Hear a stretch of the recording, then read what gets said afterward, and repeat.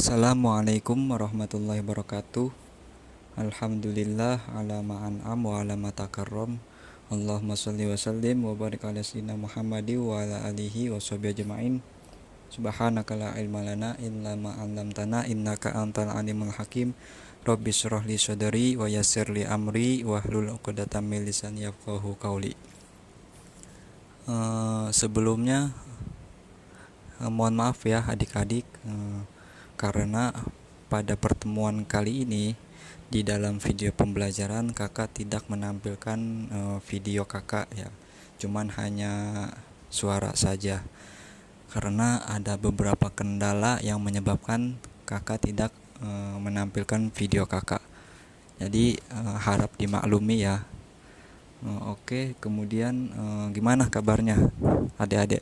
Semoga kita semuanya dalam keadaan sehat walafiat serta perlindungan serta kekuatan dari Allah yang Maha Kuasa. Pada pertemuan minggu lalu kita sudah bahas terkait meraih kesuksesan dengan optimis, ikhtiar dan tawakal. Ya, jadi seperti biasa ya, setiap pertemuan kita ulas dulu pertemuan minggu lalu dengan niat untuk agar memori kita terkait pertemuan minggu lalu itu masih ingat, sehingga daya ingat kita terhadap materi minggu lalu itu akan terus kuat. Ya, terkait optimis kemarin sudah kakak bahas ya, apa itu optimis. Optimis adalah sebuah rasa pengharapan ya. Pada pertemuan minggu lalu juga sudah kakak ubah ya definisinya, artinya kita ini sebagai orang Islam tentu berharaplah kepada Allah. Jadi optimis dalam pengertian ini dalam pelajaran minggu lalu sudah kakak ubah, yaitu kita sebagai orang Islam ya hanya berharap kepada Allah, tidak boleh berharap kepada manusia, kepada hewan ya, kepada jin dan lain sebagainya, hanya berharap kepada Allah.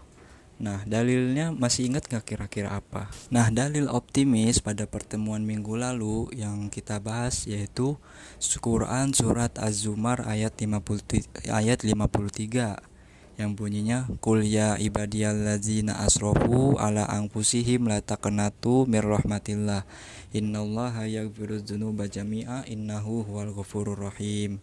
Ya, jadi artinya adalah katakanlah wahai hamba-hambaku yang telah melampaui batas atas diri mereka, jangan berputus asa dari rahmat Allah. Artinya ayat ini adalah ketika ya kita sudah bahas minggu lalu, ketika kita dalam diri kita ini sudah berlumuran dengan dosa ya, banyak sekali dosa-dosa yang sudah kita perbuat kepada Allah, maka kita jangan berputus asa dari ampunan Allah ya, jangan berputus asa dari rahmat Allah. Ayat kelanjutan ayatnya yaitu innallaha yaghfirudz dzunuba jami'a, Allah akan menghapus ya, akan mengampuni seluruh dosa-dosa. Innahu huwal ghafurur rahim, dan sesungguhnya Allah adalah Tuhan yang Maha Pengampun ya, lagi Maha Penyayang. Nah, ini dalil optimis agar kita tidak berputus asa dari rahmat Allah dalam mencari ampunannya atau mendapatkan pengampunannya. Ayat optimis lainnya di dalam surat Yusuf yaitu ayat 87 yang artinya wala tai'asu mir ruhillah innahu la yai'asu mir ruhillah illal qaumul kafirun. Artinya janganlah kamu semuanya berputus asa dari rahmat Allah, karena karena orang-orang yang berputus asa dari rahmat Allah hanyalah orang-orang kafir. Dan ayat ikhtiar ya, yaitu yang membahas terkait ikhtiar adalah Quran surat An-Najm ayat 39 sampai 42 yang bunyinya wa allaisa lil insani illa masa'a. Artinya tidaklah bagi manusia sesuai apa yang telah dia usahakan. Artinya dalam ayat ini Allah menekankan bagi setiap manusia ketika ingin menggapai atau ingin mendapatkan apa yang dia mau, maka ya berusaha dulu ya, lalu nanti hasilnya ya berusaha semaksimal mungkin, sebisa kita mungkin, lalu akhirnya yaitu kita ke tahap yang ketiga yaitu tawakal ya. Ketika kita sudah berusaha semaksimal mungkin, segala usaha yang sudah kita lakukan, maka ya udah, tahap terakhir adalah kita bertawakal kepada Allah. Nah, efek dari bertawakal kepada Allah akan membuat kita nantinya tidak seperti apa yang dilakukan ketika oleh segala tujuan mereka tidak terpenuhi. Apa contohnya? Nah, orang-orang tidak terwujud, maka endingnya adalah mereka melakukan tindakan bunuh diri. Kalau nggak tindakan bunuh diri, ya mereka meminum minuman keras dan lain sebagainya. Yang mana hal kegiatan tersebut adalah hal-hal yang dilarang oleh ajaran Islam. Nah, dampak baik dari kita ketika menerapkan tawakal dalam kehidupan sehari-hari, maka kita tidak akan melakukan apa yang dilakukan oleh orang barat. Ya, dampaknya yaitu kita berpasrah diri, nanti hati kita akan tenang, dan tentu kita akan berprasangka baik kepada Allah. Ya, kalau misalkan impian kita nggak terwujud, oh mungkin ini bukan jalan saya, bukan jalannya gua gitu kan. Mungkin ada yang lebih baik daripada ini, ya kan. Bisa jadi aja kalau misalkan hal ini terwujud, justru malah nyusahin saya. Nah, itu kan efek baik dari tawakal ya.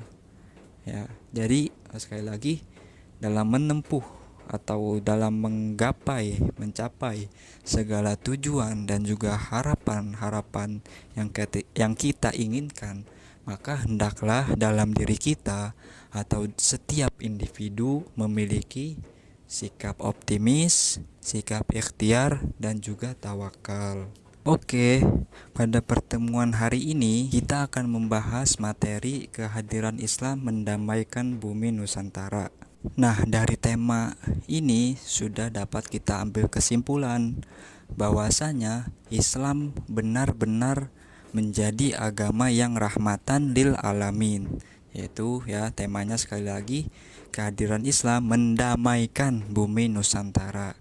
Artinya jika terdapat sekelompok ya yang kerjaannya mengganggu sesama manusia, baik itu orang Islam sendiri mengganggu orang Islam, dan juga kelompok yang mengaku Islam tersebut mengganggu orang-orang non-muslim dan juga mengganggu hewan dan juga membuat kerusakan dan lain sebagainya, maka dia hanya menjelekkan nama Islam ya. Jadi sekali lagi, jika terdapat di dalam kehidupan kita suatu kelompok yang mengatasnamakan Islam tapi dia berbuat kerusakan, tapi dia berbuat keonaran, tapi dia mengganggu sesama muslim bahkan, dan juga mengganggu orang-orang non-muslim, maka sekali lagi dia hanya menggunakan nama Islam untuk menjelekkan Islam. Ya, jadi Islam yang dibawa oleh ajaran Nabi besar Muhammad SAW adalah yang membawa rahmat, yang membawa kasih sayang kepada sesama manusia, ya, baik yang muslim maupun yang non muslim, ya, baik kepada hewan, ya, kepada hewan juga Nabi Muhammad SAW memberikan rahmat atau memberikan kasih sayangnya kepada mereka, dan juga kepada benda-benda mati dan seterusnya. Intinya Islam yang dibawa oleh Nabi Muhammad SAW adalah yang menebarkan kasih sayang kepada seluruh alam di muka bumi ini.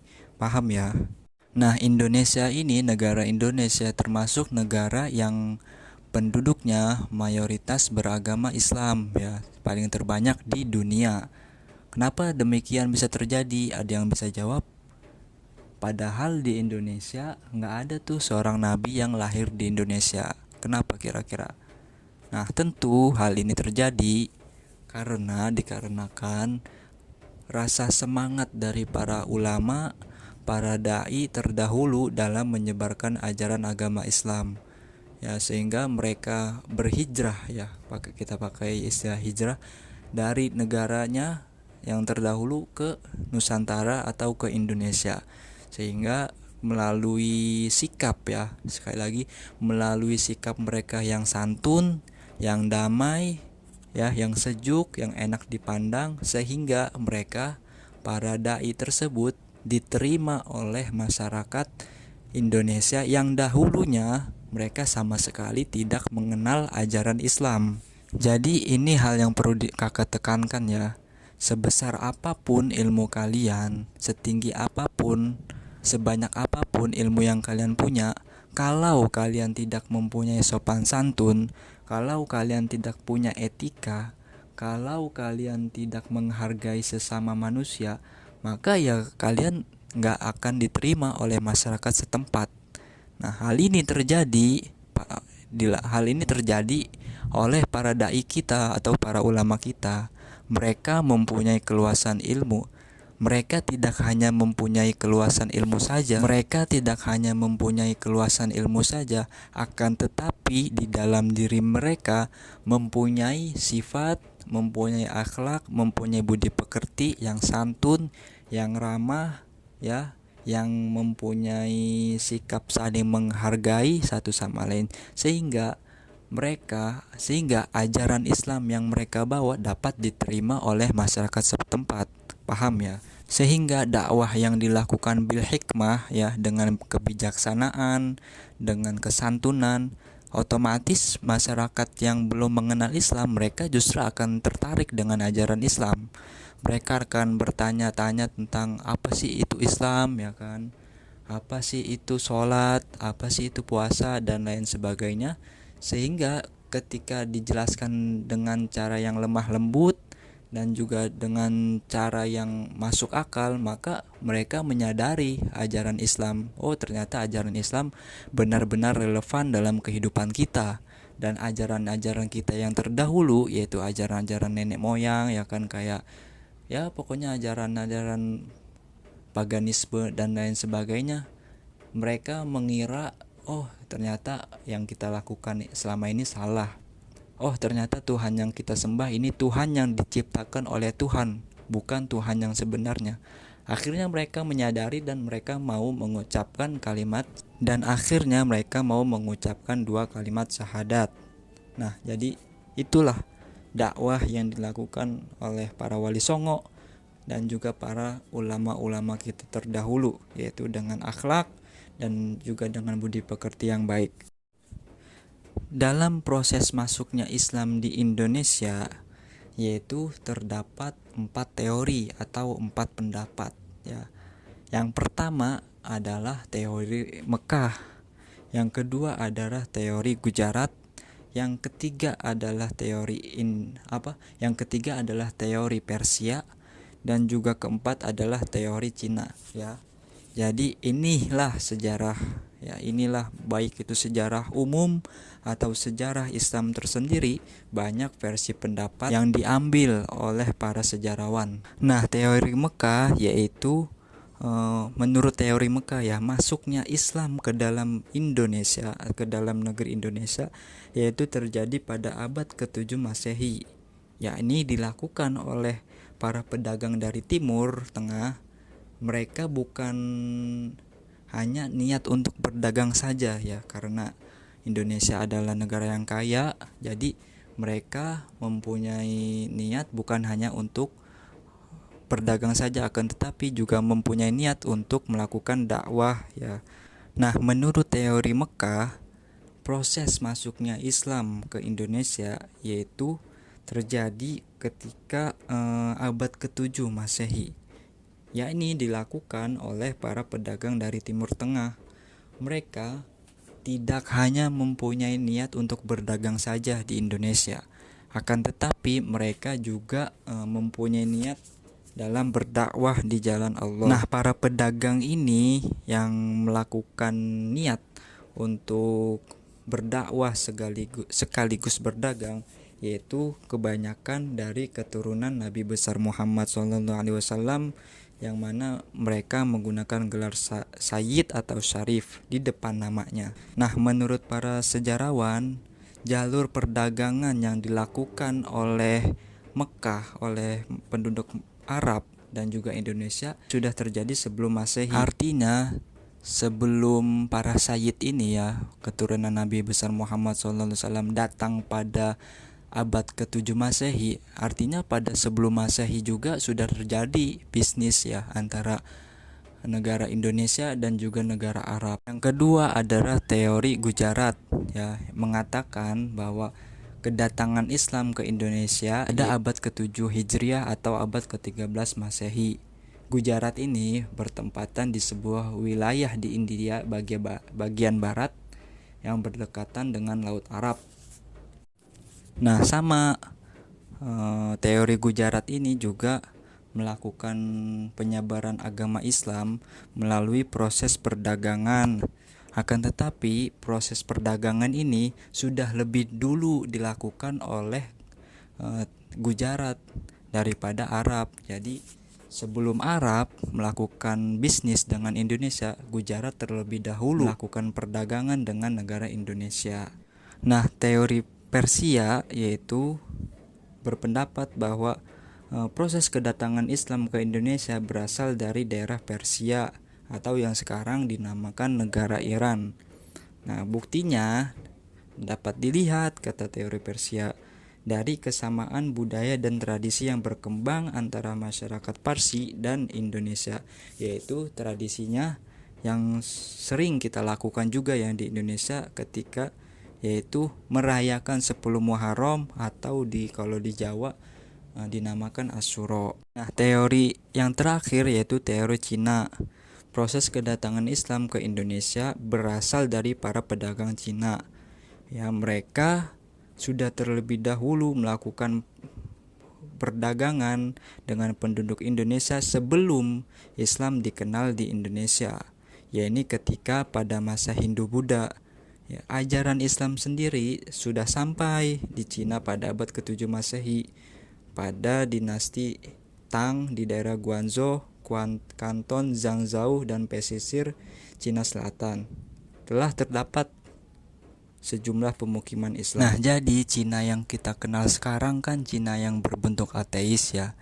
Jadi sebelum Cina yang versi ateis pada zaman sekarang, justru Cina juga sebenarnya sudah mengenal Islam. Cuma ya sekarang Cina lebih mayoritas rata-rata mereka adalah penganut ateis. Nah, Islam berkembang di Indonesia disebarkan oleh beberapa golongan. Di antaranya yaitu yang pertama yang masyhur sekali yaitu melalui para pedagang, yang kedua melalui para mubalik, yang ketiga adalah para sufi yaitu para orang-orang yang berjalan atau mendekatkan diri mereka kepada Allah, dan juga para wali. Nah, para wali ini menyebarkan Islam di Nusantara khususnya di tanah Jawa, yaitu yang sangat kita kenal dengan sebutan Wali Songo. Yang pertama yaitu Sunan Maulana Malik Ibrahim yang menyebarkan ajaran Islam di Gresik. Yang kedua yaitu Sunan Ampel yang menyebarkan ajaran Islam di daerah Surabaya. Yang ketiga adalah Sunan Bonang yang menyebarkan ajaran Islam di dekat Tuban. Yang keempat adalah Sunan Giri menyebarkan ajaran Islam di daerah Gresik. Yang kelima adalah Sunan Derajat menyebarkan ajaran Islam juga di Surabaya namun di dekat Sedayu. Kemudian Sunan Gunung Jati yang menyebarkan ajaran Islam di Cirebon, dan juga Sunan Kudus, tentu beliau menyebarkan ajaran Islam di daerah Kudus. Dan ke-8 yaitu Sunan Kalijaga yang menyebarkan ajaran Islam di Kadilangu, ya, di daerah Demak.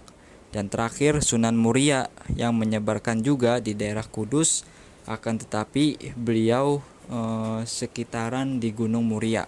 Nah, sekarang kita sudah mengenal ya terkait bagaimana proses masuknya Islam ke Indonesia dan melalui siapa orang-orang yang melakukan penyebaran Islam di Indonesia. Itu tadi para pedagang, para sufi, para wali, para dai, yang mana mereka menyebarkan ajaran Islam ikhlas karena Allah Subhanahu wa taala. Nah, sekarang kita masuk terkait cara-cara dakwah para ulama, para pedagang terdahulu dalam menyebarkan Islam di Nusantara. Yaitu yang pertama adalah melalui proses perdagangan. Yang kedua melalui perkawinan, ketiga melalui pendidikan, keempat melalui hubungan sosial, dan terakhir melalui kesenian. Nah, melalui proses perdagangan itu terjadi ketika abad ke-7 sampai abad 16 Masehi. Ya, para pedagang tersebut berasal dari daerah Arab, Persia, dan juga India. Ya, para pedagang jalur perdagangan itu menghubungkan antara Asia Barat, Asia Timur, dan Asia Tenggara. Nah, para pedagang muslim ini menggunakan kesempatan ini, yaitu melalui berdaganglah mereka menyebarkan ajaran Islam.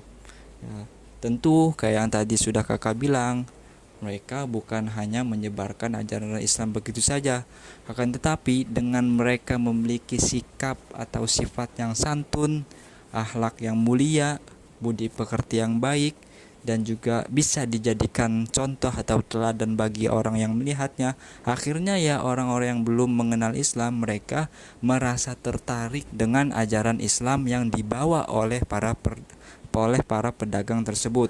Para pedagang muslim ini ada juga yang mereka sebagian ada yang cuman sementara atau singgah di Indonesia, dan juga sebagian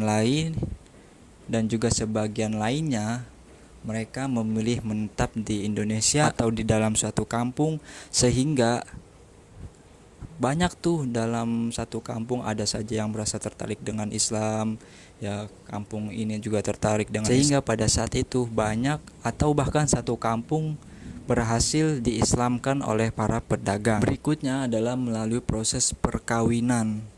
Sebagian pedagang Islam ada yang menikahi wanita pribumi, terutama mereka menikahinya anak dari para bangsawan atau putri raja.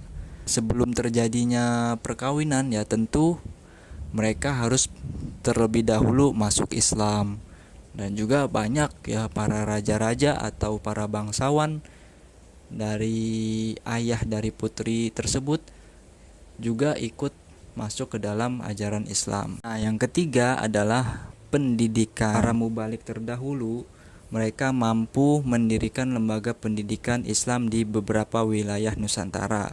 Ya, banyak nama-nama lembaga pendidikan Islam seperti di Aceh ya, namanya yaitu Menasah, Dayah, dan juga Rangkang. Di Sumatera Barat juga nama pendidikannya ada dinamakan surau. Di Kalimantan dinamakan langgar. Di Jawa dinamakan pondok pesantren. Nah, di sanalah para mubalik tersebut ya, para ulama mendidik tiap daerah sesuai dengan ajaran Islam, sehingga hasil didikan tersebut banyak yang menjadi kiai besar dan juga ulama besar.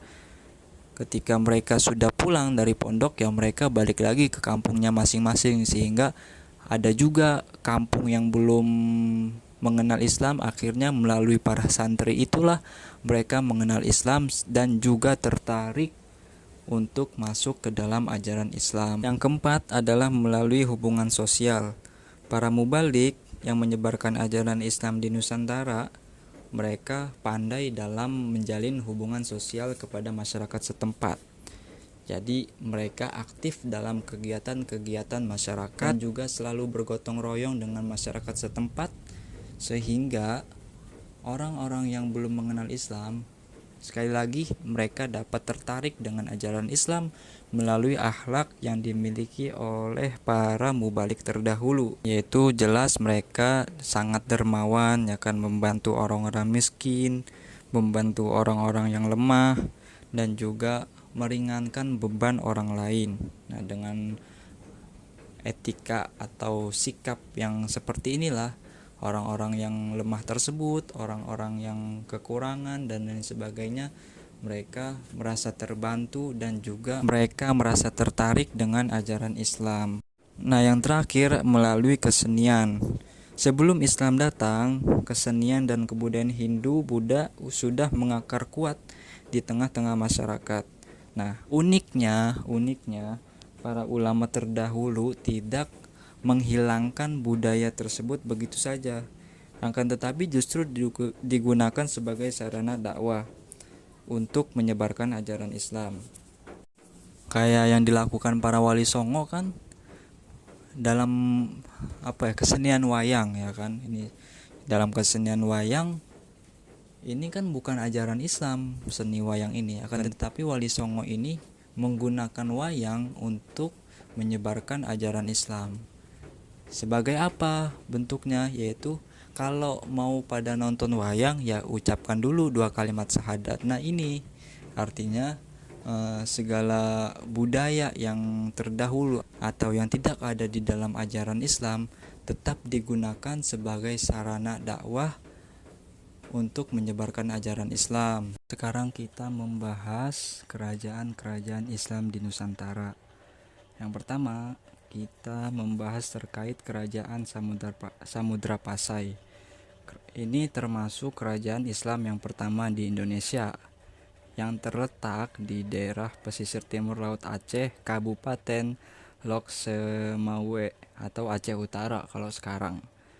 Nah, berdirinya kerajaan Islam ini yaitu sekitar pertengahan abad ke-13 Masehi. Nah, berhubung kawasan Aceh yang strategis ini dan berada di pintu masuk Selat Malaka, menjadikan Aceh sebagai tempat pertemuan para pedagang dari berbagai daerah di Nusantara dan para pedagang dari luar negeri, khususnya pedagang Islam.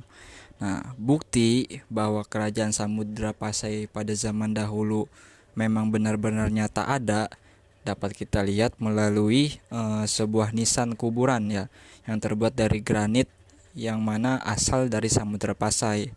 Nah, dari nisan itu dapat diketahui bahwa raja pertama Samudra Pasai yaitu Sultan Malik Al-Soleh yang meninggal bertepatan pada bulan Ramadan tahun 696 Hijriah.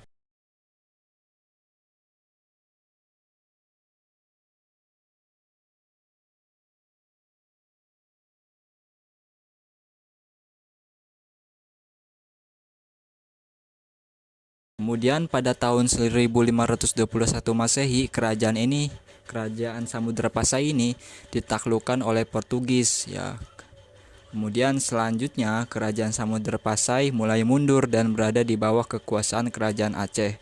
Nah, kerajaan Samudra Pasai berakhir pada tahun 1524 Masehi. Nah, sekarang kita membahas kerajaan Aceh. Nah, kerajaan Aceh ini terletak di daerah yang sekarang dikenal dengan nama Kabupaten Aceh Besar. Nama Aceh ini tersebar dengan cepat pada abad ke-17 ya. Kemudian sultan pertama yang memerintah dan juga sekaligus sebagai pendiri dari kerajaan Aceh adalah Sultan Ali Mughayat Shah ya, yaitu Sultan Ali Mughayat Shah ini meluaskan wilayah kekuasaannya ke daerah Pidie yang bekerja sama dengan orang-orang Portugis. Kemudian melebar sampai ke Pasai pada tahun 1524 Masehi. Ya, dengan kemenangannya terhadap dua kerajaan tersebut, Aceh dengan mudah menyebarkan kekuasaannya ke daerah Sumatera Timur. Nah, pada masa pemerintahan Iskandar Muda, yaitu kerajaan Aceh mencapai puncak kekuasaannya. Bandar Aceh yang dibuka menjadi pelabuhan internasional dengan jaminan pengamanan gangguan laut dari kapal perang Portugis. Nah, jadi penaklukan demi penaklukan tidak hanya dilakukan terhadap tanah Aceh dan sekitarnya, melainkan juga meluas jauh ya keluar Aceh. Nah, ini yang menjadikan kekuasaan Aceh membentang dari daerah Deli sampai dengan semenanjung Malaka. Kemudian Sultan Iskandar Muda wafat pada tahun 1636 Masehi dan digantikan oleh menantunya yaitu Sultan Iskandar Sani. Ya, masa pemerintahannya ini tidak lama karena Sultan Iskandar Sani ini tidak memiliki kepribadian dan kecakapan yang kuat seperti Sultan Iskandar Muda. Nah, penggantinya adalah permaisurinya sendiri yaitu putri dari Sultan Iskandar Muda yang bernama Syafi'atuddin. Nah, sejak Sultan Iskandar Muda wafat, Aceh terus menerus mengalami kemunduran. Nah, yang ketiga adalah Kerajaan Demak. Ya, Kerajaan Demak ini terletak di Kabupaten Demak, Jawa Tengah. Kerajaan ini merupakan kerajaan Islam pertama dan terbesar di pesisir utara Jawa. wilayah Demak sebelumnya merupakan sebuah kadipaten dari Kerajaan Majapahit. Wilayah Demak sebelumnya merupakan kadipaten dari Kerajaan Majapahit. Kerajaan ini tercatat menjadi pelopor penyebaran agama Islam di Pulau Jawa dan juga di Nusantara. Nah, Kerajaan Demak didirikan oleh Raden Patah pada tahun 1478 Masehi. Beliau merupakan putra Prabu Kertabumi, seorang raja Majapahit. Setelah tahta ayahnya ini jatuh ke tangan Girindawardana dari Keling ya, dan Demak menjadi terancam. Terjadi peperangan antara Demak dan Majapahit yang dipimpin oleh Girindawardana dan keturunannya, yaitu Prabu Udara, hingga sampai tahun 1518. Nah, Majapahit mengalami kekalahan dan pusat kekuasaan bergeser ke Demak. Kemudian sejak itu Demak berkembang menjadi besar dan menguasai jalur perdagangan di Nusantara. Kemudian wilayah kekuasaan Demak cukup luas, yaitu meliputi daerah sepanjang pantai utara Pulau Jawa, pengaruhnya sampai ke Palembang, Jambi, Banjar, dan juga di Maluku. Nah, sekarang adalah Kerajaan Pajang. Kerajaan Pajang merupakan kerajaan terusan ya dari Kerajaan Demak. Jadi kesultanan yang terletak di daerah Kartasura sekarang itu merupakan kerajaan Islam pertama yang terletak di daerah pedalaman Pulau Jawa. Sultan atau raja pertama dari Kerajaan Pajang ini adalah Jaka Tingkir yang berasal dari Pengging ya, di lereng Gunung Merapi. Nah, Jaka Tingkir ini bergelar Sultan Hadiwijaya. Kedudukan Jaka Tingkir ini disahkan oleh Sunan Giri, yang mana langsung mendapatkan pengakuan dari adipati di seluruh Jawa Tengah dan juga Jawa Timur. Nah, pada waktu Sultan Hadiwijaya ini berkuasa di daerah Pajang, Ki Ageng Pemanahan ini diangkat menjadi bupati di Mataram atau sekitar Kota Gede, Yogyakarta. Sebagai apa? Sebagai imbalan atas keberhasilannya menumpas Arya Penangsang. Nah, kemudian Sutawijaya putra Ki Ageng ini diambil atau menjadi anak angkat oleh Sultan Hadiwijaya. Kemudian setelah Ki Ageng Pemanahan wafat pada tahun 1575, Sutawijaya diangkat menjadi bupati di Mataram yang terkenal dengan nama Panembahan Senopati. Sekarang adalah Kerajaan Mataram Islam sekitar abad 17 sampai 19. Nah, Kerajaan Mataram Islam ini berdiri pada tahun 1586. Raja pertamanya adalah Sutawijaya yang bergelar Senapati Ingalaga ya, Sayyidin Panatagama. Artinya seorang panglima perang dan ulama pengatur kehidupan beragama. Nah, pusat kerajaan ini terletak di sebelah tenggara kota Yogyakarta, yaitu di Kota Gede. Nah, Kerajaan Mataram mencapai puncak kebesarannya pada masa pemerintahan Sultan Ageng Hanyakrakusuma, yaitu hidup sekitar 1613 sampai 1645 Masehi. Nah, hal ini merupakan cerminan dari kebesaran jiwa, keberanian, keuletan, dan kecakapan serta kuatnya kepribadian dari Sultan Agung. Ia merupakan seorang militer yang ulung, seorang organisator juga yang berhasil, dan juga bukan hanya itu saja, tapi beliau juga ahli di dalam bidang politik, ahli di dalam bidang sastra, ahli di dalam filsafat, dan juga lebih mengutamakan atau mengedepankan urusan-urusan agama. Nah, dalam sejarah Islam, Kesultanan Mataram ini memiliki peran yang penting dalam perjalanan sejarah kerajaan-kerajaan Islam di Nusantara. Hal ini dapat kita lihat dari semangat raja-raja untuk memperluas daerah kekuasaannya dan mengislamkan para penduduk daerah kekuasaannya, hingga mengembangkan kebudayaan yang bercorak Islam di daerah Jawa.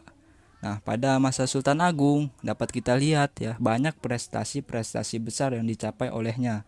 Yang pertama adalah memperluas daerah kekuasaannya, yaitu meliputi Jawa, Madura, Palembang, Jambi, dan juga Banjarmasin.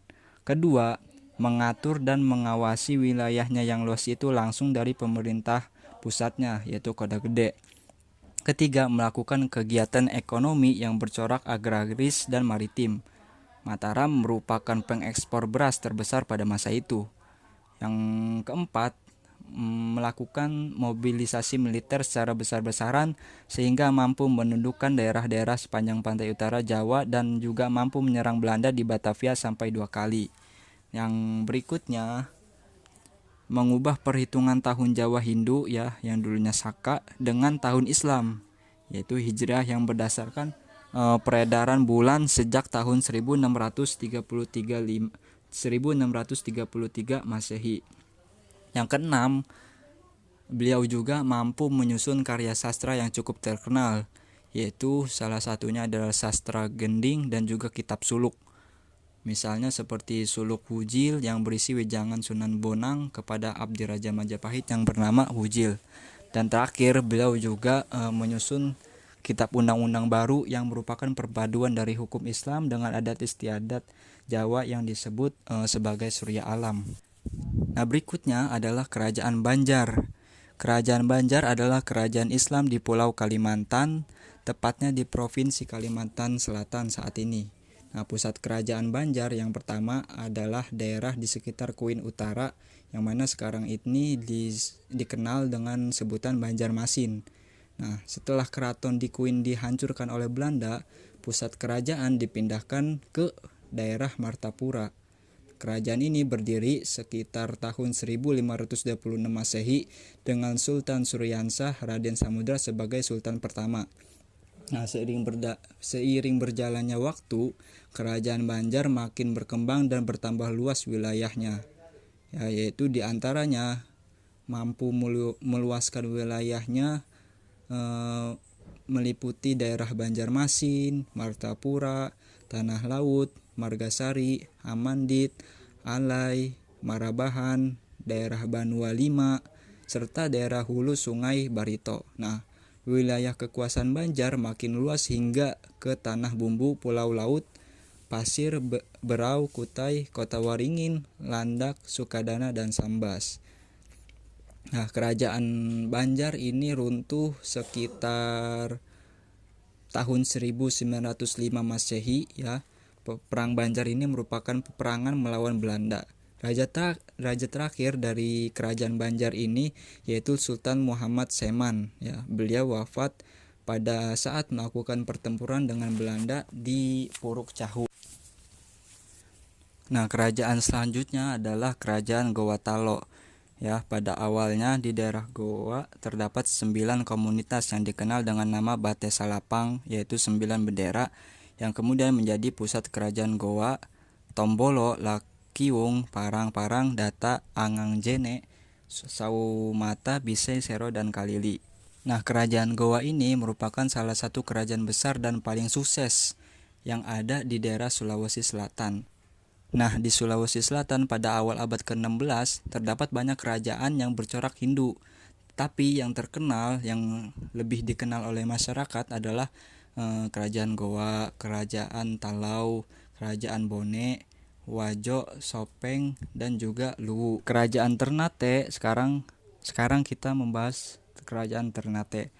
Jadi kerajaan Ternate berdiri pada abad ke-13, yaitu ibu kotanya terletak di Sampalu. Menurut catatan dari orang-orang Portugis, raja di Maluku yang mula-mula memeluk agama Islam adalah Raja Ternate, yaitu Gapi Baguna atau Sultan marhum yang masuk Islam karena menerima pengaruh dakwah dari Datuk Maulana Husin. Ya, kemudian sekitar 1465 ya, setelah wafat beliau digantikan oleh putranya yaitu Zainal Abidin. Berikutnya adalah kerajaan Tidore. Kerajaan Tidore adalah kerajaan Islam yang berpusat di wilayah kota Tidore atau Maluku Utara. Nah, kerajaan Tidore terletak di sebelah selatan Ternate. Menurut silsilah raja-raja Ternate dan Tidore ini merupakan raja pertama adalah Sahadati alias Muhammad Nakol yang naik tahta sekitar tahun 1081 Masehi.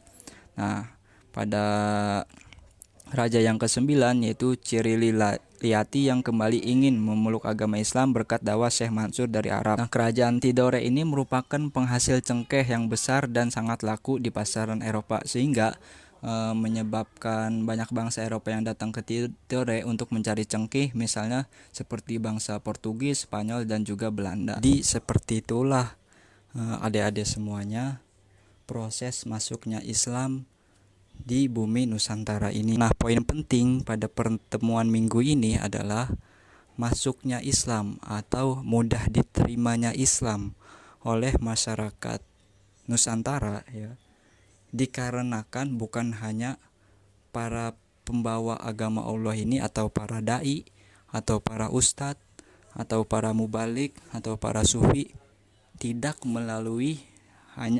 cuma melalui ilmu saja ya, akan tetapi mereka dapat diterima oleh masyarakat setempat berdasarkan akhlak atau sopan, berdasarkan akhlak yang mereka punya, yaitu kayak tadi yang sudah kakak sebutkan, mereka bersikap lemah lembut, mereka saling membantu, mereka saling bergotong royong, mereka saling dermawan kepada orang-orang miskin ya kan, dan mereka juga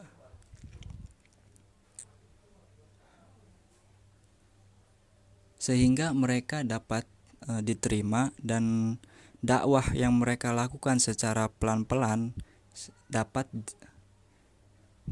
dakwah yang mereka lakukan juga dapat diterima, sehingga para masyarakat yang belum masuk Islam mereka juga tertarik dengan agama Islam disebabkan oleh akhlak yang mereka bawa. Nah, inilah ajarannya Nabi besar Muhammad SAW, sehingga dapat menyebar tuh ya, dari mulai melalui perdagangan, mulai perkawinan, mulai hubungan sosial, melalui kesenian dan lain sebagainya, dapat menyebar sehingga menyebabkan pada zaman dulu banyak kerajaan-kerajaan Islam yang berdiri di daerah Nusantara ini. Jadi itu saja pada pertemuan hari ini. Kurang lebihnya kakak mohon maaf. Jika kalian ada yang ingin ditanyakan, maka silakan bertanya melalui grup WhatsApp. Kita akan diskusi di sana. Jadi kurang lebihnya mohon maaf. Subhanakallahumma wa bihamdika asyhadu an la ilaha illa anta astaghfiruka wa atubu ilaik. Wa sallallahu ala sayyidina Muhammad wa ala alihi washabihi wasallam. Wallahul muwaffiq ila aqwamit thoriq. Assalamualaikum warahmatullahi wabarakatuh.